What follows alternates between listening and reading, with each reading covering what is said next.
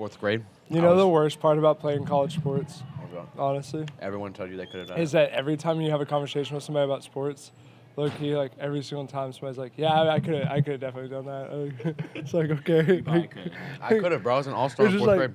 It's just, like, funny sometimes because, like, I felt like I was pretty good in high school, and college was so hard, bro. Like, it's, like, literally, like, it is, like, wild. Like, my first year of college, the teenagers know the story. I've told it a lot, but, like, I ended up crying in my dad's arms one night in my hotel room or in our dorm room, just wanting to quit because I was like, it was so hard. Like it was hard.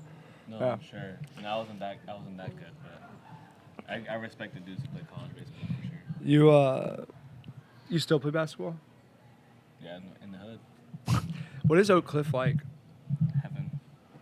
The only thing I know about Oak Cliff is I know. Okay, so Oak Cliff is like. I know that what's the name's church there is there. Tony Evans. Yeah, I know his church is there. My mom used to listen to him growing up on the radio, and I used to always tell her I don't like listening to that man, he's angry. And it's because he yelled. He does yell a lot. He has billboards of him inviting people to Israel all over South Dallas. Really? It's so hilarious. That is funny. Why? There's a bunch of like I guess that's the culture of like African American church. Mm-hmm. There's like billboards, I guess, in Dallas. Like they take over all the billboards. Interesting. All in South Dallas. Inviting people to church, inviting for the books. Like, that's big in Houston too, actually. Like I see a lot of those. Joel Osteen has them. Yeah, Joel Osteen has quite a bit. His are sick. Yeah, it's him and Victoria. The graphic is great. Yeah.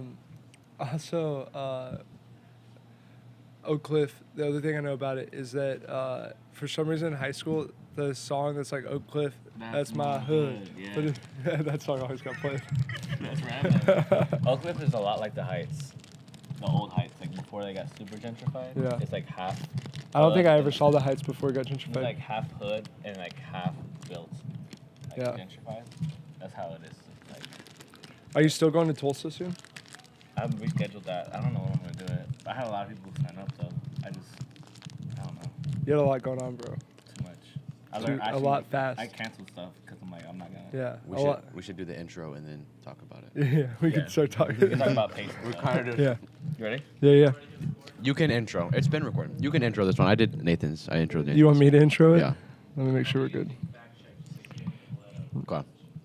We never intro stuff though, so we're terrible at We that always part. intro. We do? The intros are just like this. Okay. Welcome. Oh, I'm sorry. Welcome back to the Life High Podcast. This is episode 4, camp episode 2. We're filming this. You obviously can't see, but at camp. So people are going to walk in front of the camera, and we're going to get distracted, and we're going to ask them questions. This has been the best thing we've done, bro, content-wise. Really, the podcast. Yeah. Kids are into it. Yeah, and just like, I mean, it started a lot of conversations with like students too. Like we did one on sex. It was our second one. Yeah. And it started a lot of conversation. That's dope, and I think putting into clips and stuff. Yeah. For content. That's helped a lot because like a lot of the students, like we were talking to one of the students last episode. We're like, "Did you watch the first second episode?" And he's like, "No," but I know because I talked to him about the clips. Yeah. So I know he's seen the clips. So like, it's just killer. And then I don't even have to work that hard to make the clip. Yeah. It started a conversation on my campus too. People ask me about it. Yeah. People say, "Oh, I saw your podcast." It's That's interesting for sure because people are so into the clips. If you look at Tim Ross's stuff, it's crazy. It is a conversation starter. It's a way to do digital discipleship.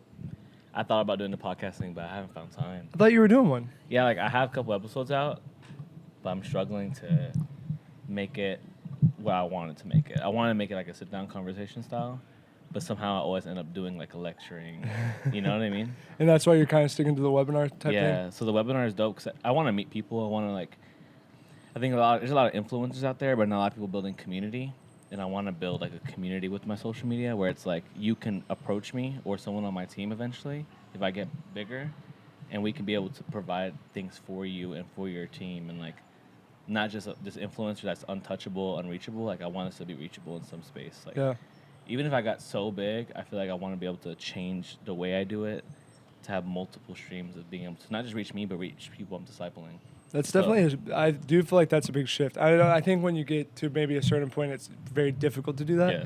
But like even my buddy Keenan, who he just hit 100,000 on Instagram, like I feel like he's still that way too. Like, and I feel like 5 or so years ago, it wouldn't have been that way. It wouldn't have been that way. I feel like everybody was just like trying to get followers or whatever, and just so that followers could provide them a life. Yes. But I do feel like right now it's kind of switched a little bit, where there's some people like really trying to build community. I think people are blowing up out of nowhere though. There's a lot like True. For me, I'm random. I'm extremely random. The Gen Z stuff is so random. But the niche thing is true. It's so true. I mean, as much as like I struggle sometimes because I feel we can talk about this for a second For sure. for people because I'm sure there's some people like this. I struggle because there's times when I feel very compelled to post. And the reason I feel compelled to post is because God showed me how he's used some of my posts, mostly with like old teammates and stuff. Yeah. Who have been like, when like we meet up at weddings and stuff and they're like, bro, like your post helped me so much. I'm like, I don't even post that much. I don't even know what you're talking about. But I just don't feel like, that's so much of like my lane. Like I don't know how else to say it. Like I enjoy it. I like it. I do it sometimes. And I do feel like I need to post every once in a while, but I don't feel like I like getting a niche and like really hitting it for whatever reason. I just don't feel like that's my lane right now. Yeah. Well, So- you're a pastor too. True. I feel like your lane's always going to be teaching and equipping the people for the work of the ministry. And that's what I enjoy. Like That's I your enjoy niche. much more like being more like building something like locally in like real life. But I'm not hating on building digitally. I think like what you're doing, I think has helped a ton of different people. And So- I had to change my perspective because I literally started from the beginning was like, I had to make this locally. And that's why I did the pop-ups. Yeah. I was like, okay, everyone here is like appreciating my content, get hundreds of messages, like emails, all sorts of stuff, like people appreciating my stuff. As soon as I released my book of all the stats and stuff, that's when it really took off. And like I think it was like 15 different nations like downloaded the book. It was crazy. But it's like having these things and I'm like, this is cool, but I want to be able to bring a community behind it and unity. So I started the pop-ups so I could be able to talk to people. And like every pop-up I've been to, like it's people from different denominations all across that city. Like you went to the Houston one. Yeah. Like there were people from different denominations there, different styles of church, all under one banner. The best one was San Antonio. I had like a youth pastor who was under she had 13 kids, and then we had one of the executive pastors from the largest church in San Antonio there at the same time. And it's like they would never meet. Wow. And they would never meet. Like and that's the sad thing about church, like they will feel like they don't have like the capacity to meet them because they're not valuable enough in a sense. You know what I mean? Mm-hmm. And I feel like because of this whole Gen Z thing has shook youth ministry like all around the world, now there's a necessity for unity beyond just trying to gain something from you. Because I feel like in the past it's like, bro, like, oh, I'm gonna be your homie because like I'm gonna preach on your stage, you know? Yeah. And that's that's real. It happens, but networking. So for kids, or maybe not kids, you're watching this, you didn't come to camp. They have no idea who we're talking to right now. This is Jacob. It's true. Jacob, how would you describe That's yourself? fine. What would you title yourself as? You're creative. We'll just put this at the front. Yeah, that's fine. You're a graphic designer is your job, but I wouldn't say That's Jacob's a definitely my graphic job. designer. Jacob's I what would is say Jacob? I'm a husband first, I'm Yeah. a father, and I'm just a content creator. So if it's a sermon or a graphic, that's what I do. Create content, create books, like it's whatever is valuable. I think content that's valuable. I guess I'll label myself a content creator. That's the cringy word of the day, like of the year. But I mean, that's how I could describe myself. I create content. So I think that one of the most impactful posts that you've had, Jacob has a pretty large following on socials, right? And so one of the most impactful posts for me personally was when you said you used to work in a church office, and then you left the church office, and people ask you, how does it feel to not be in ministry? yeah, that's like And one you of my say- OG posts. You Wow. say, what are you talking I about? actually took that down because I'm gonna repost it. I'm still doing ministry, and I think Yes, that was really bro. impactful to me. I think that you are still doing ministry, and I think that you're finally seeing the fruits of ministry come about. I think that hurt, bro. That's like one of the biggest pains Yeah. I've ever had. Yeah. Like my homies who are in ministry say, "How do you feel not being in ministry? Like y'all didn't read your Bible, or like Yeah. seriously? Like I was like you must be confused." And I heard it, and the reason why I posted it is because I heard it a lot. Like it wasn't just like one time. Yeah. It was a constant thing of like, "Oh, do you miss being in ministry?" And I'm like, and there's sometimes I made sarcastic remarks, like, "I'm doing more ministry than you." Because I was like at the time just serving the poor. Like what we were doing is every month we would go out to the poor, like give out like bread, give out coffee, and pray for people. And I was like, we're doing more ministry than you, you know. And I feel like that changed my perspective a lot of like maximizing my life and making my life ministry, like making my life an opportunity to minister people to the gospel. And I've seen more fruit outside of the church than in the church, honestly. But not saying I love the church and I love the local church. I'm not a hater of that. But I feel like, imagine if whole church bodies maximize their life as an opportunity to minister to their communities.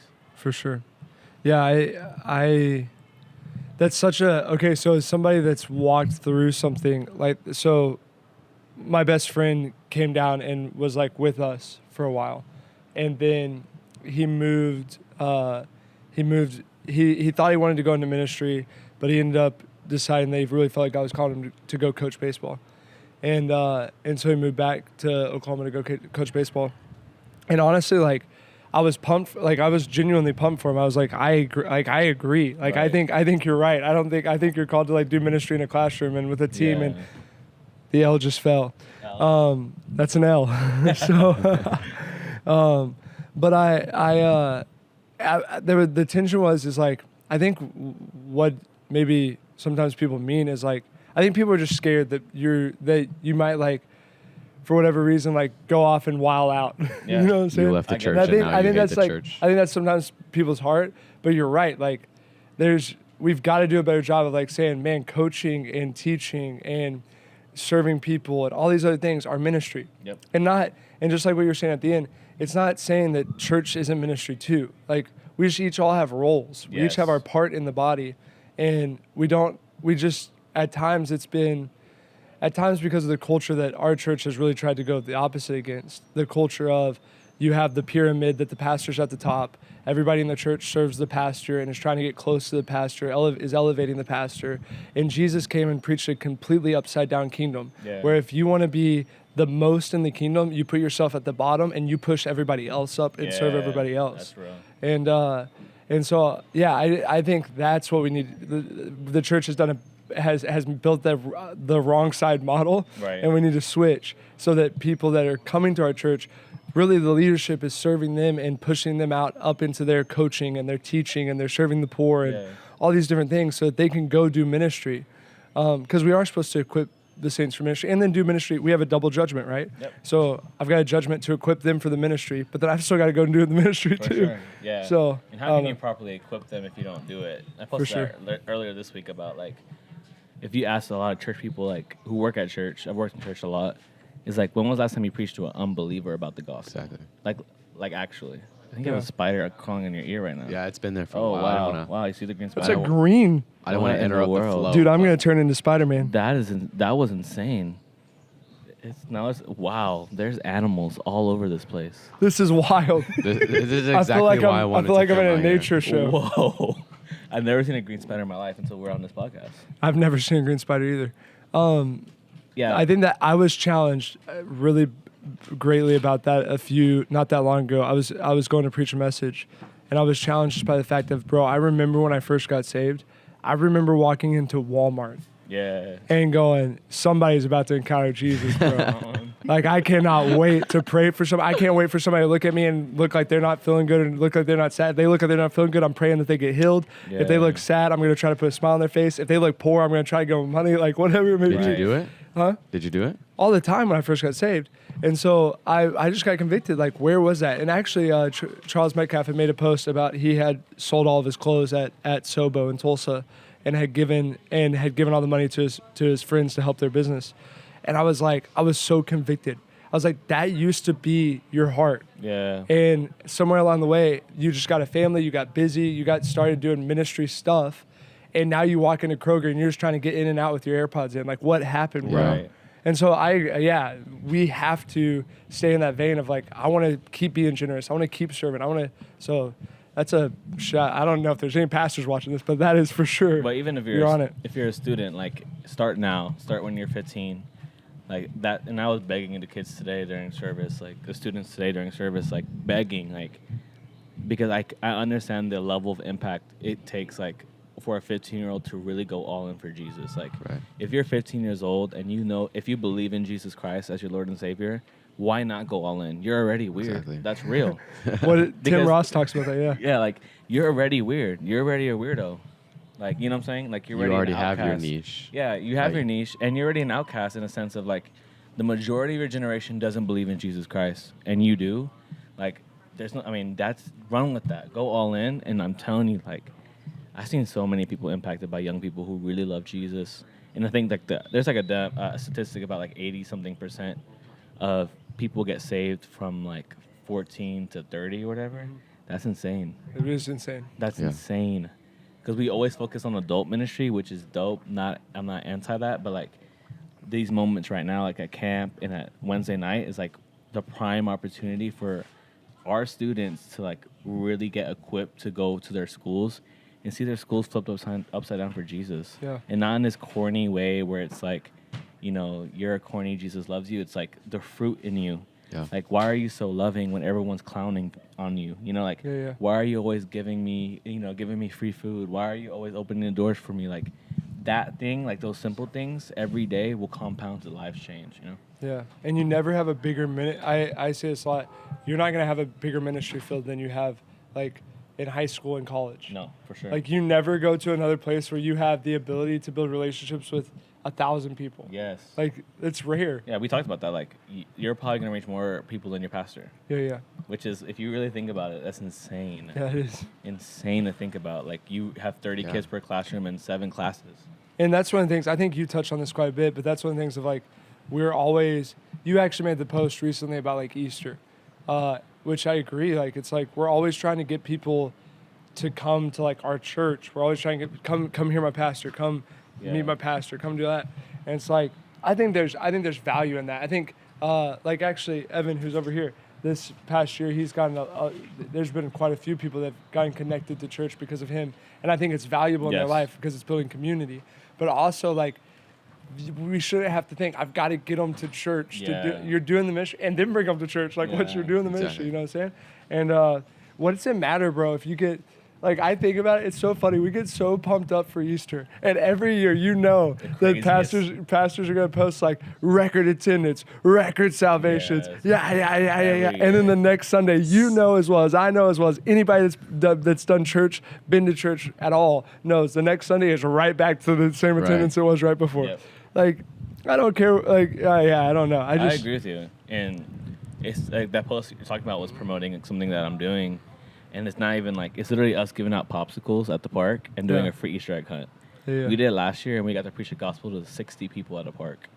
Like, bro, who never went to church. Like, and they're like, what is this for? Like, why are you loving me so much? Is there? And they kept asking, like, where's the camera? Is this for TikTok? Because, like, literally our generation is wired that everything needs to be posted and every good deed needs to be shared. And I feel like that's not, we're going to get the H on this? Or well, like, that's not the goal. So it was crazy to see one of the, like, teenagers was like, where's the phone? Like, are y'all recording? And I'm like, no, this is for Jesus. Like, we're here because we love you.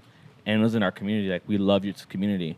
And they're like, are you, like, from a church? I'm like, I am the church. But, like, we love you. Like, let's pray for you. Like, let's talk to you. And, like, I had, like, my last pop-up. I had someone ask me, like, I'm a student. Like, it was a 15-year-old that pulled up to a Gen Z pop-up, which is crazy. And she was like, what can I do? And I was like, you have to find the minimal things. Like, us just giving out popsicles in the park opened up the door to preach the gospel. There's no, like, class for that. It's just so simple. It's just being generous. And we also, even another time, we just picked up trash from the streets, and people were asking what we were doing, and we got an opportunity to witness and preach the gospel to people. Like, it's simple. Like, get some of your friends and clean your street and watch what opens up, right? It's like simple things of serving and generosity will always open the door to preach the gospel every single time.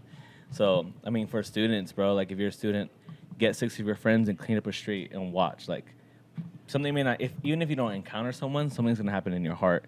Yeah. Whereas, like, I'm serving people, I'm gonna be a better person from it. But I think there's a lot of opportunities that we miss as students. Like, I remember being 15, 16, like, minimal stuff, giving out Gatorades, like, at a basketball court. That's what we did.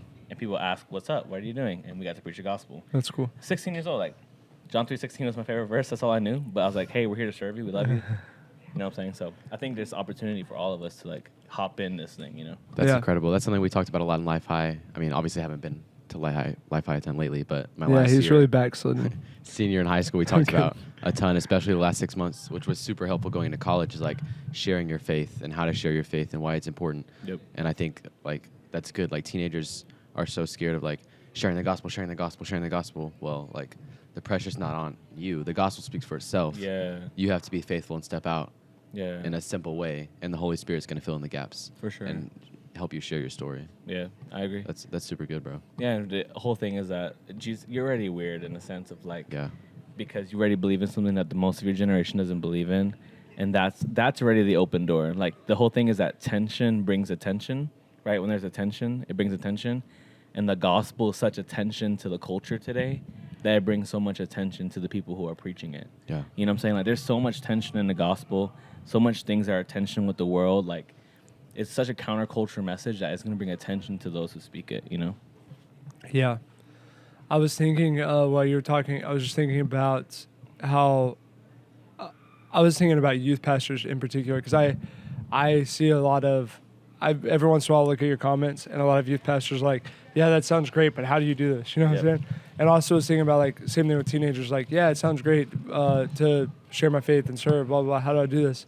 And I think maybe I just want to know, I want to get your insight in on this. I think maybe there's like what's the saying, paralysis analysis or whatever, where you're trying to, you think you have to think of such a new idea or such a like whatever, or that you think that if you do the idea, it has to be perfect and it has to go perfectly.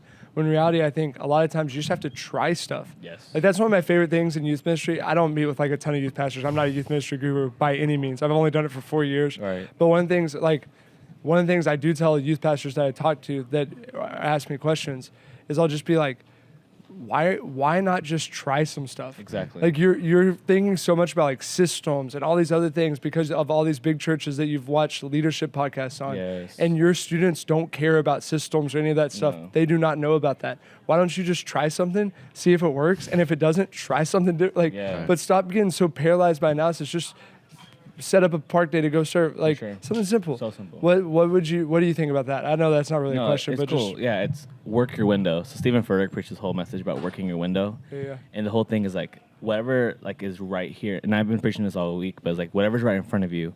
For me, there was a park across the street. I knew where to get good paletas for cheap, so I put the two together and giving out free paletas in the park. So it's like what's right in front of me. For some people, like, oh, that's an innovative idea. I never thought of it. But for me, it's like this is what's right in front of me. I walked outside to walk my dog, and I saw all the trash in the street, and I saw this little girl like hopping over broken Corona bottles. Oh, maybe we should clean the streets. Yeah. That's right in front of me. And I think a lot of pastors have this view, like they're looking at the big churches and not realizing that doesn't work in their region, right? Yeah. And like I even work for some clients that like they want to make their social media look just like this one church, but they're like in the middle of the country, and the other church is like in the middle of the city. It's like it's not going to work because that's not the same region. And I think for a lot of like youth pastors, even students, it's like you can make the most of what's in your hands and what's in your region. So what's right in front of you, right? Like for me, what's right in front of me is a park, is some people, there's a mall. I live in Oak Cliff, so I know there's issues here. Like that's what I want to minister to. Everyday believers can do this. Like figure out what's right in front of you, find a need, and fill the need. And that's the most practical thing for like all these youth pastors. Like sometimes they DM me and they ask me questions, and I'm like, honestly, like you can see the needs and the hurts in your community. Now go find a way to fix it. Mm-hmm. And I think it's not going to fix overnight, but we could do little things over time to make a change, you know? It's good. That's super practical. Do you need me, babe? Practical. Okay. What's wrong? Okay, awesome. We got about 5 minutes left. Cool. That's super practical. I think we talk a lot about concepts and messages and like how to apply it. That's it right there, right? Like if you're watching this in the shower, if you're watching this getting ready for school, like who are you going to see in math class today? Like you're wondering, who am I going to share the gospel with? Like the person that sits next to you, the guy that sits next to you on the bench at the basketball game, like that's your mission field. Like look around, take a 360. Oh. Oh. That's your mission field right there. Like I will say that. Pray and invite the Holy Spirit into your day, like we've been talking about, like seeking God in everything. Yeah. I will say, Go on bro, mission. if Mike Todd and Transformation are like their ability to create sermon series that like creatively take a concept and make it real, like that Who's the Minister Here, like just the promo for that. Crazy. I didn't even need to watch the sermon series, just the promo for that, of the pulpit at the basketball court, and the pulpit at all those different places. I was like, yeah, that's a message. Like, I feel like if you understood that you're the minister, you're the preacher, you're the, like, in whatever place you're at, right in your window, Yes. like you're the one at the pulpit.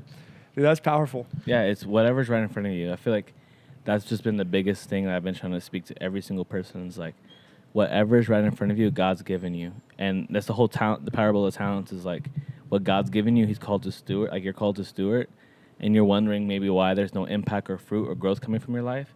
And it's like, bro, look, are you making the most of what's right in front of you? Are you making the most of what's right next to you? And if you're not, then there's like that's the whole thing of work your window. Like God will give you a bigger window once that one window is full. So that's how I feel. Love it. You got good. anything? I've talked I more think- than you today. Jamie has some hot sauce for us. Are we actually doing this? Are we doing this? I feel like we didn't get Jacob to sign this. So I'm how down. about Sign this how waiver. about Lex asks us Bible trivia or something, and I'm we have the to answer least the churched questions. out my of these wife, three. my wife was the most outstanding theology student of Really? Oral Roberts University. Oh, She wow. was valedictorian, right? Wow. That is incredible. So you What love is the you love Council God of more than Trent? everyone else. I was barely got a business degree, mastered in baseball. Okay, so we're all gonna eat What it is at the this for? same time. I'm by no means a theologian. We're all gonna eat it at the same time, and then you're gonna ask us a question. I make Lex? teenagers do this. I don't do this. How many questions are we doing? Like 2? Or like who can quote scripture or something. No, we can't. We can't do the quote the scripture. Well, we're 3 smart Then guys. we'll skip if we can't. That's so big. That is so big, bro. No way. No way. No way. How hot is it? How hot is it? Is this Carolina Reaper? Wait, whoa. Why did they get to share it? Wait, I I have didn't- to, Yeah, share from his. No, share from Wait, his. how spicy is this? Whoa, wait. Is this the worst one? Whoa, whoa, that's whoa, not whoa. enough. It's Hold on. one. Yeah, bro. All right, let me get some more then. Let me observe this, all right? I know what the good All right, amount ready? Let's is. go. Whoa. Let's go. Oh, Let's go. dude, I you- still have more than You're everyone good. You're combined. good. It's all right. You're young. You're the Scripts youngest. off, scripts No. off. You're the youngest, and You're you the have, youngest. and you You're the have, youngest. and you have Can some you go get Hispanic milk in your out of blood. the- Wait, you have to ask. No, you don't. Jamie number 2, can you get us No, some you don't. milk Here, from here, somewhere? here, here. Oh my god. Hottest, All right, hottest, There we go. good. That's That's good. good. That's good. That's good. hottest peppers I ever had though. We're guess fine. that's good. No, I'll we're get some fine. more. We're fine. Hottest We're peppers I fine. ever had were at a Thai restaurant, bro. Thai peppers. Thai food oh is my crazy goodness. Okay. spicy. Yeah. Sure. But here's the It's thing, Bible. you Cup know, already, you get a know cup already. deep stuff about the Bible that like I've read, but I don't remember. Yes, on the spot. Oh shoot. How about this? Are we answering? Maybe you can give us a concept and we have to explain it. No, let's just Wow, we- whatever. Just do the question. All right, here we go. Yeah. Here we go. Wait, ready? We Yeah. have to eat before, right? No, we have to eat whenever. When Lot Oh, slept with his I daughters. lost. Oh my, where is this going? Wait, do I eat and then answer? I thought we were supposed to eat it right now. If you get it wrong, you have to eat it. Wait, If what? you get it wrong, you have to eat it. We're gonna eat it. And then we're gonna Okay. Okay. When Lot. So we eat it now? So I don't Oh have to ask gosh. I Hey, guess no, we eat no first. swallowing it straight away either. You got to chew it. No, let's ask the question and then we punish Okay, it. okay. When Lot slept with his daughters. I don't know the story, unfortunately. I don't know it front to back. I know the story, but I don't know everything. the So story. I'm already eat. She always goes Old Testament, bro. Always. She named him Moab. Moab was the great grandfather of what great grandmother of Jesus? Ruth. Wow. You're right, so you don't eat it. I think I have to eat it because I think we're supposed to eat it. I don't. Oh shoot. Oh wait, do I have to eat Is it it? hot? Give me another one. Yeah, you didn't answer. Oh, I was just Wow, taking it wow, all in. wow. Wow, wow, wow. Wow, wow. Igor. Wow. I don't have to eat it. I got it right. I thought. It's not that bad. Oh shoot, that was random. It's not that bad. Stupid. You know it's I bad. haven't swallowed yet. Bro, it's bad. Oh my goodness. I mean, it's not that bad. What's but- the next throat. question? Yeah, are you giving more or no? You're not giving more? Okay, I'll just eat it. then. Swallowing it makes it worse. Yeah, what are you doing? Isn't it supposed to be every time you get it wrong? Can you hold this? I'm down. I'm down bad. That's bad. That's not good. Yeah, that's spicy. I mean, that'd be good on some tacos. That is not good. That is hot. Okay, so Wait, who wanted more? this has been camp. I'm not doing two. any more, bro. That was too hot. Next question. Yeah, now we're done. We'll do an easier one. Oh, we have to eat more. Oh my goodness. I feel like Ruth was just the most. That just doesn't even have any flavor. No flavor, just pain. Can't even think. Which, I don't actually want to ask the questions if you're all eating hot sauce, but that's okay. Which of Jacob's brothers I don't know their names. want to kill him? I don't know their names. Oh, it was the oldest. What's the oldest? Y'all got me with this Old Testament stuff. I'm not gonna lie. She is always Old Testament, I'm a bro. New Testament guru. I don't know. It's the oldest. I can't think. She likes to play this game where guess what character I'm thinking about? He asks questions and she's dude, it's unreal. It is the oldest, though, right? My tongue is numb. What's the first letter? Thank you. Ruben. Come on. Okay. I don't even know the 12's name. I don't either. I know Asher though. Okay, what happened? I'll do a New Testament question. Why am I still asking questions? Last one we're done. Last What one. happened to Elizabeth's husband when he laughed about having a son in his old age? Oh, this is one of my favorite stories. He got was muted. muted. You remember the message I preached on that? Not right now. I think that story is so cool. That's fire. Hey, I love that Zane, story. can you give me some ice? Because cooler. I love the fact that he was just where he was supposed to be, doing what he had always done for so long, and God just randomly showed up. Yeah, that's fire. Like, I'm out of water. Can you give me water, Jamie? It hurts. That was it doesn't pretty even. It doesn't even flavor. It just that was hurts. way too hot. I'm good. well, let's wrap it up. What Great podcast. Yeah, really finished strong. All right, the one question we're finishing with everybody is, what's one thing? Oh wow. What's one thing like in culture? What was the name? Oh, I don't have to ask him. No, you're No, done. like the one question in general. I was like, I don't know. What's one thing in culture? So chaotic. Not really the church. What's one thing in culture that's like kind of piquing your interest right now, or that you're like watching, or that you're concerned about? That I'm concerned about. I'm concerned about marriage. Marriage foundation, like not traditional marriage, but biblical marriage is the foundation for our society. And I think as believers, like especially young people, we don't want to get married. Like Gen Z is like one of the most under-sexualized generation. Like so, apparently, like most people think like Gen Z should be having like more sex, but they're actually having way less than like any other generation. And I've read it's that. because of all like the online stuff, Wow, and really? because of it's insane. Because of pornography? pornography, and because of access to people's bodies that we've never had before. So that's a big concern because for me, big wound in my life was not having a father. So I'm seeing like heavy sex with no commitment equals a lot of consequences, which equals a lot of single family homes, which equals a lot of damage in society. So I think as a church, I mean, I would love to see more pastors with strong marriages posting their marriages, talking about their marriages. I think a lot of the best celebrity pastors do it, but I think we need the small, under 100 church to go crazy on speaking about marriage and going hard about it because that concerns me. What do you think about?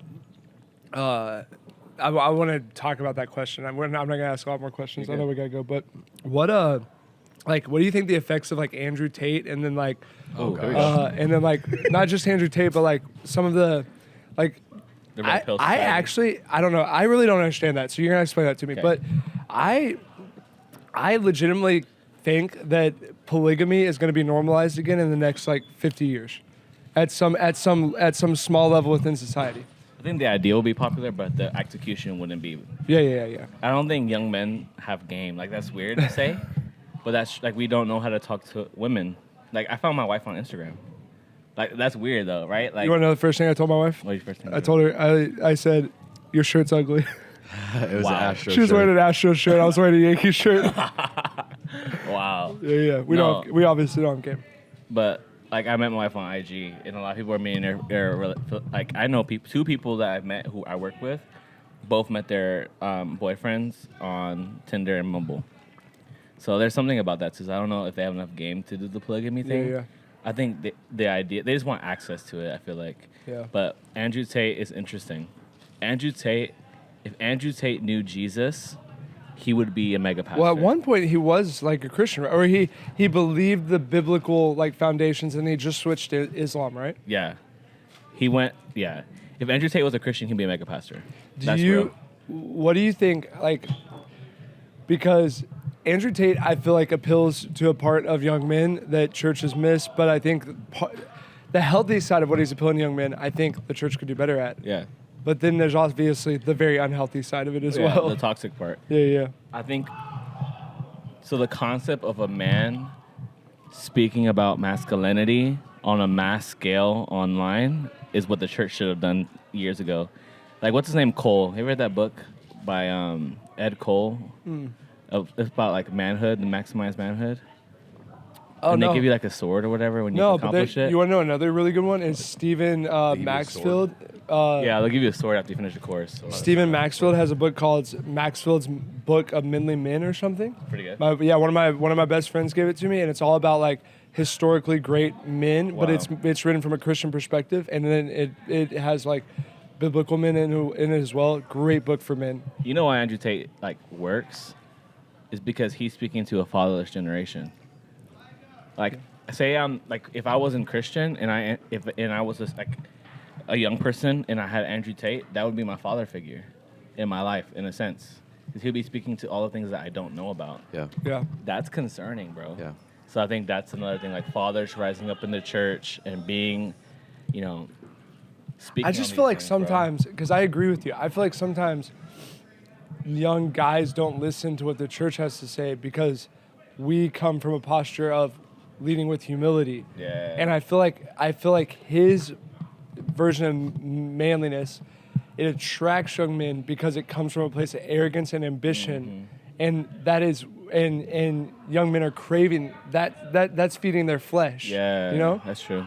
And so I don't know. I'm interested I by it. agree. I'm curious Young about men it. have a lot of ambition. That's something we never talk about too in church. Yeah, Where it's yeah. like you can chase ambition with God's God's plan in that too. Yeah. Like it's okay to Well, be it's hungry more- to do more. It's learning the difference between like ambition and really like stewardship and honor and all those Yeah. types of things. Because I think those things are like healthy versions of ambition. Yeah. But then like unhealthy, like I think ambition at its roots, like real ambition, I think comes from a place of pride. But Yeah. I think like stewardship, honor, I think that's actually healthy ambition. Yeah. That's Like, good. you know what I'm saying? Yeah. If that makes sense. I think I guess my last point would be like, I have a friend who blew up on TikTok in 2020.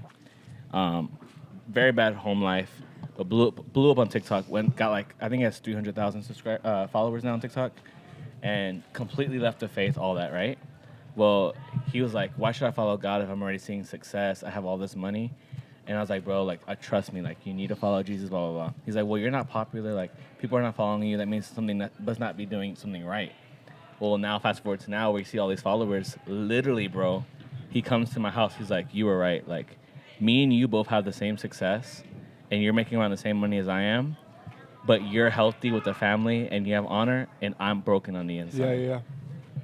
And the thing is, like, I feel like how many more successful young men needs to step up and be like, this is what it looks like to be a husband. This is what it looks like being a man. And you can be successful, make money, have ambition, still while following Jesus. Yeah. And dude's like going to my Bible study, going to church again, like rededicating his life, going to therapy because of like seeing me grow on Instagram. He thought like, oh, I wasn't doing anything because and to him, that changed his whole life. Yeah. So, I don't know. That's cool. Something in that. That is Yeah.